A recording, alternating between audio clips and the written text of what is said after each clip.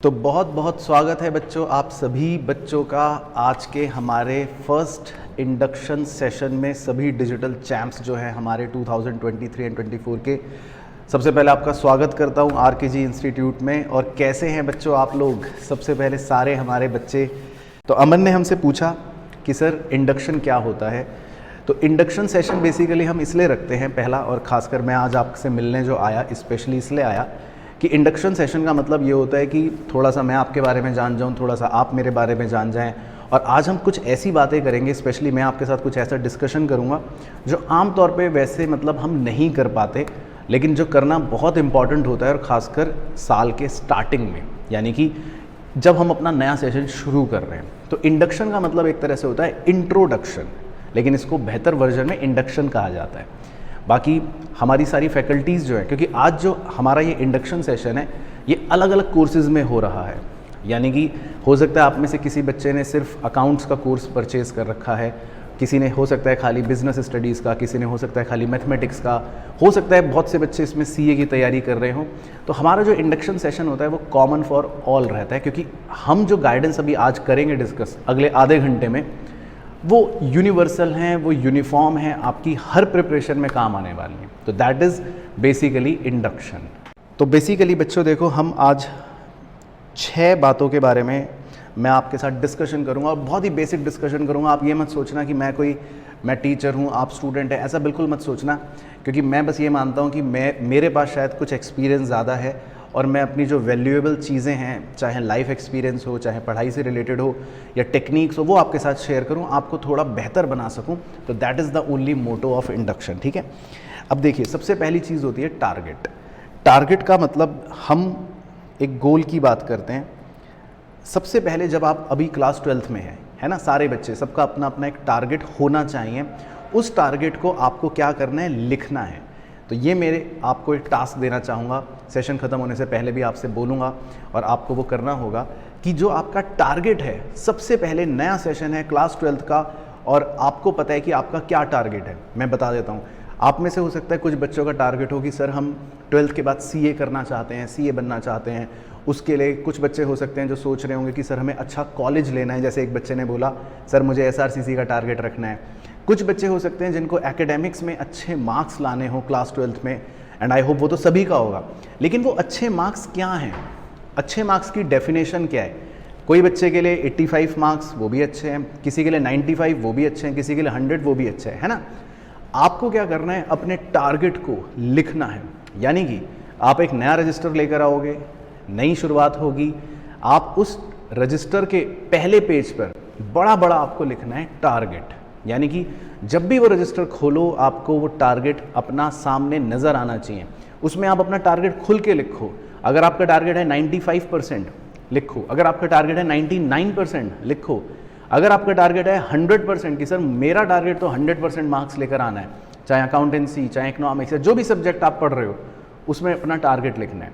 तो ये बहुत ज़रूरी होता है। इसको हम कहते हैं डिफाइनिंग योर गोल, यानी कि आपको अपना गोल डिफाइन करना है। देखो, जब हम कहीं पर डेस्टिनेशन पर निकलते हैं, रास्ते पर बढ़ते हैं आगे, तो हमें पता होता है कि हमारी डेस्टिनेशन कहाँ है, तभी हमारे को रास्ते में जाने में मज़ा आता है। तो गोल वो चीज़ है जो हमें कीप्स गोइंग करने में मदद करती है, मतलब कि हम आगे बढ़ते रहते हैं जब हमें अपना गोल नज़र आता है। तो सिमिलरली मुझे पूरी उम्मीद है, और आप बैच का जोश देखकर तो बिल्कुल लग रहा है कि आप भी सब अच्छा करना चाहते हैं, अपनी लाइफ में सक्सेसफुल होना चाहते हैं। और अभी के लिए आपका जो गोल है नेक्स्ट 1 ईयर का, वो क्या है कि हमें अपने अच्छे मार्क्स लेकर आने हैं। तो बस उस चीज़ को माइंड में नहीं रखना, उस चीज़ को माइंड से निकाल के कहाँ लिखना है, अपने रजिस्टर के फ्रंट पेज पर लिखना है बड़ा बड़ा, या अपनी जो भी आप डायरी रख रहे हो, जहाँ पर भी आप पढ़ाई कर रहे हो, रजिस्टर है उसके फ्रंट पेज पर रखना है। वो हमारे लिए इम्पॉर्टेंट होगा टारगेट। उसके बाद दूसरी चीज़, फिर आपके पास वापस आऊँगा, सब्जेक्ट रिक्वायरमेंट। बहुत से बच्चे क्या गड़बड़ करते हैं, आप अलग अलग सब्जेक्ट्स पढ़ते हैं, राइट। आप मैथ्स पढ़ते हैं, आप बिजनेस पढ़ते हैं, आप अकाउंट्स पढ़ते हैं, आप इकोनॉमिक्स पढ़ते हैं। सबसे पहले आपको उस पर्टिकुलर सब्जेक्ट की रिक्वायरमेंट को समझना ज़रूरी है। हो सकता है आप सीए की तैयारी कर रहे हो सकता है आप बिजनेस की तैयारी कर रहे हो सकता है आप अकाउंट्स की तैयारी कर रहे हो। तो मैं एक एग्जांपल देता हूँ। जब हम अकाउंटेंसी पढ़ते हैं, और आपने ये ऑब्जर्व करा होगा अपने क्लास 11th के एग्ज़ाम में या तैयारी में, जब आप अकाउंटेंसी का पेपर सॉल्व करते हैं तो आपको लगता है कि यार टाइम कम रह रहा है, स्पीड ज़्यादा चाहिए, मेरा पेपर छूट रहा है। लेकिन जब आप बिजनेस स्टडीज़ का या इंग्लिश का पेपर करते हैं तो कभी ये थॉट नहीं आता कि यार टाइम कम बच रहा है, मेरा पेपर छूट रहा है। तो समझ रहे हो फ़र्क? इसी तरह जब आप अकाउंटेंसी का पेपर करते हैं तो आपको फॉर्मेट बनाने पड़ते हैं, कितनी लाइंस खींचनी है, कितने लेजर बनाने हैं। लेकिन जब आप बिजनेस का पेपर करते हो तो आपको लाइंस नहीं बनाने होते या फॉर्मेट नहीं बनाने होते। हर सब्जेक्ट की अपनी रिक्वायरमेंट होती है। अब कोई बच्चा अकाउंटेंसी में सोचे कि चलो मैं ऊपर से देख लेता हूँ, रट लेता हूँ और एग्ज़ाम दे देता हूँ, वो फेल होगा, क्योंकि उसने उस सब्जेक्ट की सही रिक्वायरमेंट को पूरा नहीं करा। भाई कोई भी चैंपियन खिलाड़ी जो होता है किसी भी स्पोर्ट्स में, वो क्या करता है, वो उस स्पोर्ट्स की रिक्वायरमेंट को पूरा करता है। अब विराट कोहली है, उसे पता है कि मुझे बैटिंग करनी है, मुझे शॉट्स मारने हैं, तो वो अपनी उन रिक्वायरमेंट्स को पूरा करेगा सो दैट वो अच्छे से शॉट्स खेल पाए। अब पता चला विराट कोहली नेट प्रैक्टिस कर रहा है हॉकी की और कह रहा है मैं तो चलो क्रिकेट का मैच खेलूंगा, तो फिर वो फेल हो जाएगा। इसी तरह आप क्या कर सकते हो, आप किसी गलत सब्जेक्ट में गलत अप्रोच लगा सकते हो, उस वजह से आप उस सब्जेक्ट में क्या करोगे, या तो फेल हो जाओगे, मतलब फेल से मेरा मतलब है कम मार्क्स आएंगे। तो बच्चे अकाउंटेंसी रट रहे हैं, वो गलत है। बिजनेस स्टडीज़ में आप ओवर फॉर्मेटिंग कर रहे हो, ओवर चीज़ें कर रहे हो, बहुत ज़्यादा बुकिश रटने की कोशिश कर रहे हो, तो टाइम वेस्ट है, क्योंकि वो बिजनेस सब्जेक्ट की रिक्वायरमेंट नहीं है। उसमें आपको पैरामीटर पे जज किया जाता है कि आपकी अंडरस्टैंडिंग क्या है, आप कितना बिजनेस को समझ रहे हो। तो मेन पॉइंट्स इंपॉर्टेंट है, अंदर की कहानी आप अपनी लैंग्वेज में लिख सकते हो। तो ये बारीक चीज़ें क्या होती हैं, जब हमें पता होती हैं तो हम अपनी प्लानिंग, अपनी साल की स्टार्टिंग के जो सब्जेक्ट्स की प्रिपरेशन है वो बहुत अच्छे से कर पाते हैं, राइट। अब देखो बच्चों, अब अगली दो चीज़ें जो हैं, या इनफैक्ट जो अगली तीन चीज़ें हैं वो मेरे लिए ज़्यादा इंपॉर्टेंट है। उसमें मैं कुछ ऐसी बातें आपके साथ डिस्कस करूँगा जो बहुत इंपॉर्टेंट हैं, पर हम शुरू में इग्नोर कर देते हैं, फिर साल भर चलता रहता है, फिर बाद में प्रॉब्लम्स आती हैं।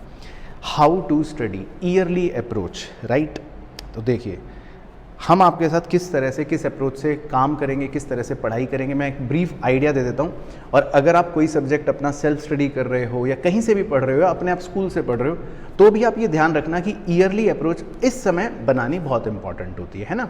देखो जैसे कोई भी व्यक्ति होता है या कोई भी बिजनेस होता है, जब वो सोचता है या जब वो प्लान बनाता है तो पहले वो अपना लॉन्ग टर्म प्लान बनाता है, राइट। तो आज आप मार्च 2023 में खड़े हो, तो सबसे पहले ईयरली प्लान का मतलब हो गया कि आपको यहीं से एक साल बाद का अपना सिनेरियो नज़र आना चाहिए कि ठीक एक साल बाद मार्च 2024 में हमारा एग्ज़ाम होगा, है ना, बोर्ड्स का एग्ज़ाम होगा। अब वहाँ तक की मेरी जर्नी है, तो मेरा प्लानर कैसा रहना वाला है या मेरा प्लानर कैसा होना चाहिए, है ना। तो उसको बहुत सिंपल भाषा में समझाऊंगा आपको, ताकि अगर आप सेल्फ स्टडी भी कर रहे हो ना किसी सब्जेक्ट की, तो सेम चीज़ आप फॉलो करना। बहुत ही इफेक्टिव तरीका है पढ़ाई करने का। जब आप शुरू के स्टेजेस पे होते हो, यानी कि ये जो मैंने टाइम पीरियड बनाया कि आप अप्रैल से मान लेते हैं स्टार्ट करेंगे, अप्रैल, मई, जून, ये जो शुरू के 3 महीने होंगे, 3 मंथ्स, इसमें आपके पास लोड कम होगा। लोड कम होने का मतलब है क्योंकि जब आप स्टार्ट करते हो शुरू में, तो हर सब्जेक्ट का चैप्टर 1 होगा, चैप्टर 2 होगा। चैप्टर 1 और 2 कंपैरेटिवली इजी होते हैं, आसान होते हैं, क्योंकि बेसिक है, इंट्रोडक्शन चल रहा है। स्कूल में भी ज़्यादा प्रेशर नहीं होता, फिर आपकी समर वैकेशंस हो जाती हैं। तो हमें उस टाइम को अच्छे से यूज़ करना है। अब वहीं पर हम गलती कर देते हैं, हम सोचते हैं अभी तो कितना आसान लग रहा है, चलो 10 मिनट पढ़ेंगे, छुट्टी। वो नहीं करना, रेगुलरिटी इज़ इम्पॉर्टेंट। उसका रीज़न बता रहा हूँ क्यों, क्योंकि जब उसके बाद आपके पास जुलाई, अगस्त, सितंबर, अक्टूबर, वो मंथ्स आएंगे, नेक्स्ट 4 मंथ्स, वो बहुत प्रेशर क्रिएट कर देते हैं। तो इसीलिए उसको मैंने ब्लू कलर करा। उस समय आपके समर वैकेशंस के बाद स्कूल खुलेंगे, स्कूल खुलते ही टेस्ट होते हैं स्कूल के अंदर, वो प्रेशर, फिर स्कूल वाले आप पे दबाव बनाएंगे कि हम सितंबर में हाफ ईयरली लेंगे, तो उस प्रेशर के वजह से आपका सिलेबस रन होगा, वो प्रेशर। और फिर अक्टूबर से आपको खुद लगने लगेगा कि यार दिसंबर में तो प्री बोर्ड्स हैं और मेरे को कोर्स भी ख़त्म करना है, तो उन 4 महीनों में हम पे प्रेशर ज़्यादा आ जाता है। तो हमें अपनी स्टडी पैटर्न को कैसा रखना है, जो बहुत इंपॉर्टेंट है, इन ड्यूरिंग 7 मंथ्स या 8 मंथ्स मान के चलो कि हम अपने टारगेट बेस्ड नवंबर तक कोर्स को कंप्लीट करते हैं। अब कोर्स को कंप्लीट करने का मतलब है कि हम तो कर रहे हैं, लेकिन आपको एज अ स्टूडेंट आपको भी करना है। और अगर आप कोई सब्जेक्ट सेल्फ स्टडी कर रहे हो तो ये मेक श्योर करो कि मैं इसका सिलेबस एक बार, और वो भी अच्छे से, रेगुलरिटी के साथ, ऐसा नहीं करना इरेगुलरिटी से कि एक दिन बहुत ज़्यादा पढ़ लिया या एक दिन आपने सोचा चलो एक ही दिन में कर लेता हूँ एक चैप्टर, और फिर 10 दिन उस सब्जेक्ट का नंबर ही नहीं आ रहा। ऐसा नहीं करना है, यानी कि बहुत ही उसको स्कैटर्ड रखना है, लेकिन एक नॉर्मल डिस्ट्रीब्यूशन में। नॉर्मल डिस्ट्रीब्यूशन से मेरा मतलब है कि आप इन 7 to 8 मंथ्स की जर्नी में ये ध्यान रखें कि आपको अपने कोर्स को कंप्लीट करना है। तो हम बिल्कुल इसी पैटर्न पर आपके साथ चलेंगे। अब देखो, उसमें 2 चीज़ें इंपॉर्टेंट हो जाती हैं कि जब आपके साथ कोर्स कंप्लीट किया जाता है तो ऐसा नहीं होना चाहिए कि हम आगे आगे बढ़े जा रहे हैं और पीछे पीछे छूट रहा है, क्योंकि माइंड हमारा पुरानी बातों को भूल जाता है। तो उसके लिए इम्पॉर्टेंट है कि जैसे ही 2 चैप्टर 3 चैप्टर फिनिश हुए आप उन्हें रिवाइज़ करेंगे। और आप वो रिवाइज़ कैसे कर सकते हैं? आपके वो टेस्ट्स होते हैं, मतलब हम आपके टेस्ट लेंगे, आप टेस्ट दोगे, तो आपका टेस्ट के बहाने रिवीजन होगा। तो अगर आप कोई सब्जेक्ट खुद भी पढ़ रहे हो तो मेक श्योर कि हर 2-3 चैप्टर होने के बाद आप उन 2-3 चैप्टरों का कोई पेपर या कोई टेस्ट या मतलब उसका रिवीजन ज़रूर करें, क्योंकि टेस्ट्स एक बहुत अच्छा तरीका होता है आपको पुरानी चीज़ों को रिवाइज करवाने का। तो ये 7 मंथ्स हमारा इस पैटर्न से पढ़ने का तरीका रहता है। जब एक बार कोर्स कंप्लीट हो गया तो उसके बाद मैं आपको बताता हूँ, क्योंकि आपको लगेगा टाइम बहुत है पर इतना होगा नहीं। रीज़न बीइंग, जब उसके बाद के आपके जो मंथ्स होंगे उसमें आपके होंगे प्री बोर्ड्स स्कूल के अंदर, तो आप सिर्फ एग्ज़ाम दोगे। उस समय कुछ नया सीखना, कोर्स करना बड़ा प्रेशर लगता है, ऐसा लगता है कि अब मैं स्कूल का एग्ज़ाम दूं या कोर्स ख़त्म करूं। तो ये सिचुएशन हमें नहीं आनी चाहिए। प्री बोर्ड होगा, प्री बोर्ड 2 हो सकता है, उसके बाद आपको प्रैक्टिकल्स के लिए स्कूल वाले बुला लेंगे जनवरी एंड में। फरवरी के अंदर वैसी इतनी चीज़ें, फॉर्मेलिटी और छोटा महीना और फिर एग्ज़ाम का प्रेशर होता है कि आप उस समय तो सोच ही नहीं सकते कि हमें कोर्स ख़त्म करना है, क्योंकि वो तो रिवीजन का टाइम होता है। तो उस समय हमारी बेस्ट स्ट्रेटजी क्या होती है? जब भी आप इस स्टेज पर हो, कोर्स ख़त्म करने के बाद जो लास्ट 3 मंथ्स हैं उसमें आपको ज़्यादा से ज़्यादा सैम्पल पेपर सॉल्व करने चाहिए, क्योंकि तब तक CBSE अपने सैम्पल पेपर्स लॉन्च भी कर देता है। तो हम भी आपको सैम्पल पेपर्स ही बेसिकली करेंगे कि आपकी प्रैक्टिस इस तरह से हो कि कोर्स ख़त्म होने के बाद अब हमसे कोई भी क्वेश्चन पूछ ले, कैसा भी क्वेश्चन पूछ ले, तो हम कर पाएँ। तो अगर आप कोई भी सब्जेक्ट प्रिपेयर करना चाहते हो ना, तो अपना एक लॉन्ग टर्म गोल इस तरह का बना के रखना। ये मेरा मतलब आपको एक छोटा सा मार्गदर्शन है regarding your how to study early approach. चौथी चीज़, मिस्टेक्स। बहुत इम्पॉर्टेंट पॉइंट बोलने जा रहा हूँ, बहुत ध्यान से सुनना। आपने, सब बच्चों ने क्लास 11th के अंदर डेफिनेटली अपने हर सब्जेक्ट में कोई ना कोई ऐसी मिस्टेक्स करी होंगी जिनकी वजह से आपको लगता है अब कि सर मेरे इस वजह से नंबर कम आए, या मेरे नंबर कट जाएंगे, या मेरा जितना मैं सोचा था साल के शुरू में कि मैं इतना अच्छा कर लूँगा, बहुत अच्छी प्रिपरेशन कर लूँगा, वो मैं नहीं कर पाया। तो आपकी डेफिनेटली कोई ना कोई मिस्टेक्स रही होंगी। तो इस पर मैं आपके ओपिनियन ज़रूर लेना चाहूँगा। तो I am coming back to you कि आप प्लीज़ मुझे शेयर करें अपने कुछ भी ऐसे मिस्टेक्स जो आपको लगते हैं कि सर हमने 11th में ये, हमें लगता है कि हमारे हिसाब से ये मिस्टेक्स है, मतलब ये अगर मैं ना करता तो मैं और अच्छा कर सकता था। तो उन मिस्टेक्स पर डेफिनेटली मैं आपके कुछ ओपिनियंस लेना चाहता हूँ। तो देखो बच्चों, अब मैं जो चीज़ सिखाने वाला हूँ ना, अगले 2-3 मिनट जो बोलूँगा, बस वो जिसने फॉलो कर लिया ना, मार्क माई वर्ड्स, वो मुझे 5-10 साल बाद तक बहुत याद रखेगा और धन्यवाद भी कहेगा कि सर ये वाकई में आपने बहुत अच्छी चीज़ बताई थी। देखो फैक्ट बताता हूँ आपको, ये जो मिस्टेक्स आपने मुझे खुद बताई है ना, तो ये आपने बिल्कुल, इसका मतलब इन्हें फेस करा है, क्योंकि आपने अपने इंट्रोस्पेक्शन करने के बाद बताया। अब जो आपके लिए इम्पॉर्टेंट है वो ये कि हमें इन मिस्टेक्स को अब रिपीट नहीं करना। देखो है ना, अगर ये वही मिस्टेक्स है जो मैं 9th में करता था, मेरे नंबर नहीं आए, 10th में करता था, ये मैंने मिस्टेक्स अब 11th में भी कर दी है ना, तो इसीलिए मैं परेशान हूँ, मेरे नंबर नहीं आ रहे, या जितना सोचता हूँ उतने नहीं आ रहे। हमें इनसे सीखना है, हमें इनसे सीखना है कि भाई ये वो चीज़ें हैं जो अब मुझे नहीं करनी, यानी कि अब ये मुझ पर हावी नहीं होंगी। अब मैं इन्हें चैलेंज लूँगा और मैं ये प्रण लूँगा, मैं ये मतलब सोच के बैठूँगा कि अब मुझे ये नहीं करनी है। क्या नहीं करनी है? जो भी मेरी मिस्टेक्स हैं ये मुझे नहीं करनी है। तो आज आपका जो दूसरा टास्क है, पहला टास्क था, सारे टास्क कभी लास्ट में रिवाइज करवाऊंगा, टारगेट लिखने का। जो टास्क 2 है आपका, वो है अपनी मिस्टेक्स लिखने का। ये कोई बहुत रैंडम लोग करते हैं, बहुत कम लोग करते हैं, पर बहुत ही बढ़िया इफेक्टिव चीज़ होती है कि अपनी मिस्टेक्स लिखो और उन्हें देखो कि यार ये मिस्टेक्स है मेरी, कि मैं टाइम से रिवीजन नहीं कर रहा, मैंने कंसिस्टेंट पढ़ाई नहीं करी, मैंने रिवीजन नहीं करा। अगर आप यही मिस्टेक्स लिखकर इन्हें देखते रहोगे ना, मार्क माय वर्ड्स, आपका रिजल्ट देख लेना वो क्या से क्या होगा। क्योंकि ये मिस्टेक जब आपको नजर आएंगी ना सामने लिखी हुई, वो आपको चैन से सोने नहीं देंगी। जिस भी दिन आप टाइम वेस्ट करोगे तो आपकी नजर पड़ जाएगी, यार ये तो मैंने लिखा है इसमें इनकंसिस्टेंसी और मैं वही कर रहा हूं। मतलब मैं, आपको ये चीज चुभेगी कि मैं जो कर रहा हूं वो लिखी हुई है मिस्टेक और मैं कर रहा हूं।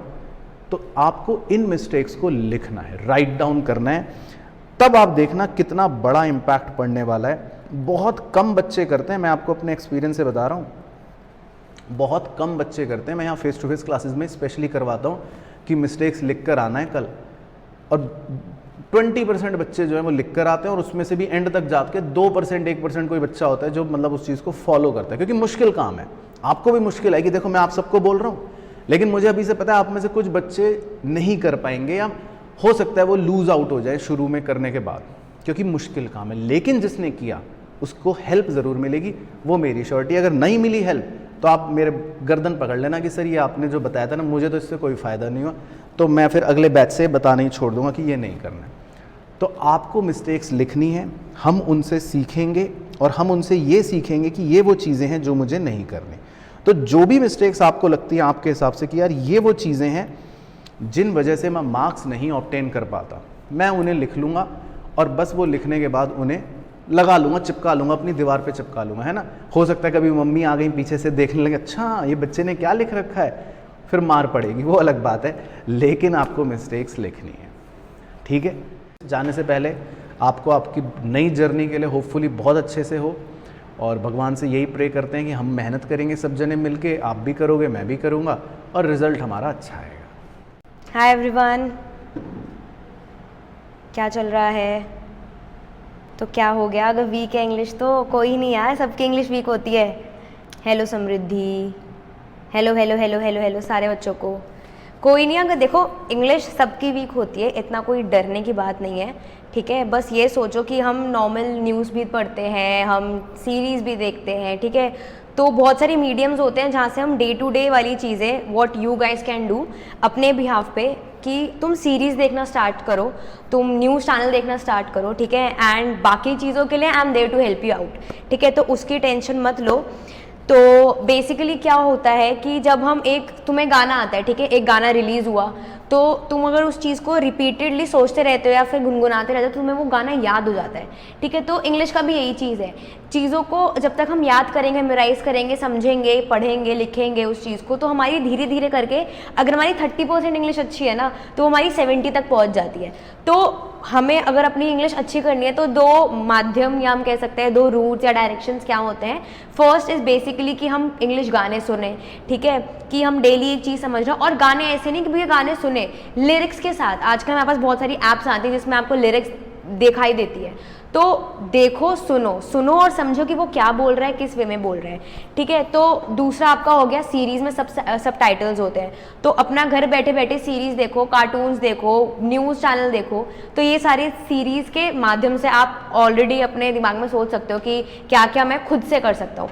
बाकी चीज़ों के लिए, सिलेबस के चीज़ों के लिए वो मैं हूँ, हम सारी चीज़ें करेंगे, everything, each and every chapter, उसकी समरी पढ़ेंगे, ठीक है, क्या होता है क्या नहीं होता, उसके छोटे से छोटे भाग पे और बड़े से बड़े भाग पे जाएंगे हम, तो उसकी कोई चिंता करने की नीड नहीं है। साथ ही साथ हम उसके क्वेश्चन आंसर्स भी देखेंगे, ठीक है, हॉट्स वाले क्वेश्चन भी देखेंगे, छोटे छोटे 1 to 2 मार्कर्स, 3 मार्कर्स, 4 मार्कर्स, सारी चीज़ें देखेंगे हम, ठीक है।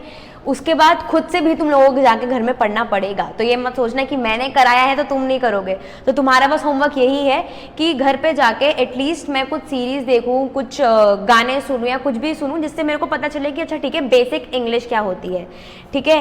एंड रेफरेंस एज सच कुछ, you guys don't have to have a reference book, आप आराम से जो मैं पढ़ा रही हूँ, जिस वे में मैं पढ़ा रही हूँ, बस हम वही फ्लो करेंगे, उसमें मूव करेंगे। एंड बाकी आपको ऑलरेडी CBSE से मिल रखी होती है बुक्स, हम वही फॉलो करेंगे स्ट्रिक्ट बेसिस पे।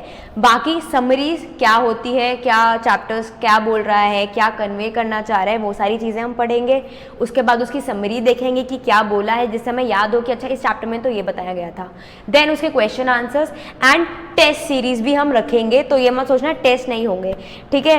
एंड ग्रामर के लिए यार बेसिकली कोई बुक नहीं होती है, ग्रामर आप छोटी छोटे वेज में भी हम पढ़ सकते हैं। ग्रामर के लिए मैं हूँ, उसके लिए भी कोई टेंशन मतलब। राइटिंग स्किल्स भी हम करेंगे, कैसे हमें स्पीच बनानी है, हमें कैसे एक दूसरे को मतलब हमें नोटिस बनाना है, हमें आर्टिकल बनाना है, हमें रिपोर्ट राइटिंग करनी है, पोस्टर मेकिंग, एवरीथिंग उस चीज़ के लिए मैं हूँ आपके साथ। ग्रामर नहीं हो पाती है, क्यों ग्रामर नहीं हो पाती है, वो यही थोड़े बहुत हमने बचपन में अपने ध्यान नहीं दिए हैं, इस चीज़ से थोड़ी बहुत गलतियाँ आ रही हैं। But once you will get to start कि अच्छा ठीक है इंग्लिश ये होती है, हम ऐसे पढ़ सकते हैं, हम बहुत नॉर्मल मस्ती में करेंगे, उसकी बात की कोई टेंशन मत लो, बहुत फ्लो प्रोसेस होगा इंग्लिश पढ़ने का, ठीक है। तो ऐसा भी नहीं लगेगा कि भाई हमें एक बार में मैम ने बहुत ज़्यादा बोल दिया, या फिर तुम डरना मत कि भाई मैम से पूछेंगे तो यार हमारी बेइज्जती हो जाएगी। तो ये सब अपने थॉट्स क्लास के बाहर, ठीक है। जब हम आ रहे हैं क्लास में तो बस इट्स 1 to 2 इंटरेक्शन, हम दोनों एक दूसरे से बात करेंगे फ्री में, ठीक है। और डरना नहीं है, वो सारी चीज़ें भूल जाओ। वो सारी चीज़ें कौन सी बुक्स कौन सी है क्या चीज़ नहीं है, ग्रामर की कौन सी ले, हम क्या नहीं ले, वो मैं तुम्हें सब बता दूंगी। अभी उस चीज़ की जल्दबाजी मत करना, ठीक है। डोंट परचेज एनीथिंग, सिर्फ अपनी जो स्कूल से CBSE ने प्रोवाइड करी है वो ही रखो अपने पास बुक। एंड लिटरेचर पोर्शन जब करता हूँ, राइम स्कीम हम सारी चीज़ें करेंगे, कोई दिक्कत नहीं है उस चीज़ की, ठीक है। कम देते हैं मार्क्स टीचर्स बिकॉज आपको स्कूल में बताया जाता है कहाँ कहाँ सिली मिस्टेक आप कर रहे हो। तो अगर आप सिली मिस्टेक नहीं करोगे तो वो आपको प्रिपेयर कर रहे हो तो फॉर द बोर्ड्स एग्जाम, ठीक है। तो ये मत सोचना कि हमें वो जान के दे रहे हैं, वो जान के नहीं दे रहे हैं, वो आपको ही सही दिशा पे लेके जा रहे हैं, ठीक है। कृष्ण क्या बोल रहे हैं आप वापस से बताइए, क्या डाउट आ रहा है आपका? विजिबल है, आप बताइए क्या डाउट है आपका। बाकी कोई टेंशन लेने की जरूरत नहीं है, बस आप लोगों की साइड से व्हाट आई वांट कि आप सीरीज पढ़ो, गाने पढ़ो, सारी चीज़ें देखो, जिससे हमारी बेसिक इंग्लिश वो हो सके कन्वे। अपने दोस्तों से भी चाहे इंग्लिश में बात करो, टूटी फूटी होती तो कोई नहीं, मुझसे भी क्लास में सिर्फ इंग्लिश में ही बात करो तो भी चलेगा। और अगर कोई डर रहा है कि भाई मेरा हैड का हैव हो जाएगा या हैज़ का हैव हो जाएगा, तो उसकी भी टेंशन मत लेना, वो सबका होता है, इट्स नॉर्मल, तो उसकी भी टेंशन मत लेना। How to write perfect English in exam, वो भी हम पढ़ेंगे प्रखर, कोई दिक्कत नहीं है, वो तो अभी शुरुआत हुई है, तुम उसकी टेंशन मत लो। बुक्स की भी टेंशन मत लेना, बुक्स आराम से हम CBSE से स्टिक होंगे एंड बाकी चीज़ें मैं आपको साथ ही साथ बताऊंगी once we'll start the class, ठीक है। बाकी कोई टेंशन लेने की बात नहीं है, हम टेस्ट सीरीज लेंगे, सेक्शन सारे क्लियर करेंगे, एक पहले चैप्टर उठाएंगे, देन फिर एक राइटिंग स्किल्स उठाएंगे, फिर पोएम उठाएंगे, फिर सारी चीज़ें मतलब आपकी कंटिन्यूस प्रोसेस में आपकी चलती रहेगी, तो डरना नहीं है। डाउट्स पूछो जितने पूछ सकते हो, पूरी भड़ास निकाल दो डाउट्स की अपने कि कहाँ से क्या होता है क्या नहीं होता, उसकी कोई टेंशन मत लेना। जिस दिन तुम ये सोचा कि भाई मैं डाउट्स नहीं पूछूंगा या शायद मेरी बेइज्जती हो जाएगी, दूसरा क्या सोचेगा, दूसरा मार्क्स ले आएगा, हमें अपने पर फोकस करना है कि हमारे डाउट्स क्लियर होंगे या नहीं होंगे, हमको मार्क्स चाहिए नहीं चाहिए, दूसरा कुछ भी करे हमें उससे कुछ लेना देना नहीं है, ठीक है। उसी के साथ साथ तुम्हारा schedule, time table, everything will be very very smooth और फ्लो में चलता रहेगा। एंड नेहा वो सारी चीज़ें मैं आपको जैसे ही क्लास स्टार्ट होगी कि कैसे सॉल्व करना है पेपर, वो मैं आपको उसी टाइम पे बताऊंगी, उसकी कोई दिक्कत मत लेना, ठीक है। सो ये चीज़ बस अपने आप को नोट करके रखो, डाउट्स पूछना है, इंग्लिश बहुत अच्छे से करेंगे हम, बुक्स अभी कोई टेंशन नहीं है बुक्स की, एंड जैसे ही बैच स्टार्ट होता है देन फिर आपको हम बता देंगे कब स्टार्ट होगा, बल्कि मैं लूँगी पूरा का पूरा इंग्लिश का कोर्स, तो डरने की बात नहीं है, it's a friendly relationship between you and me, so कुछ भी हो I am here to help you out and you can ask anything, ठीक है। सो नेक्स्ट क्लास में मिलते हैं and I am Parag sir आ रहे हैं, तो फिर over to Parag sir now. चलो, तो बहुत अच्छा लगा, थैंक यू सो मच बच्चों, आप सबके मैसेज मेरे पास आए, बहुत ब्लेसिंग्स तो खैर हमेशा ही हैं आपको, लेकिन बहुत अच्छा लगा और डेफिनेटली कोशिश भी करेंगे और मेहनत करेंगे, आप और मैं मिल के करेंगे, है ना। अब now we are a family together, अपने और शर्म की कोई बात नहीं है, जो है हम अपने लिए अच्छा करेंगे, बस इस सोच से आगे बढ़ना है सभी को, आपको भी और मुझे भी, ठीक है। चलो bye, good evening, bye bye, take care, bye सभी बच्चों को, बाय बाय, टेक केयर बच्चों, बाय।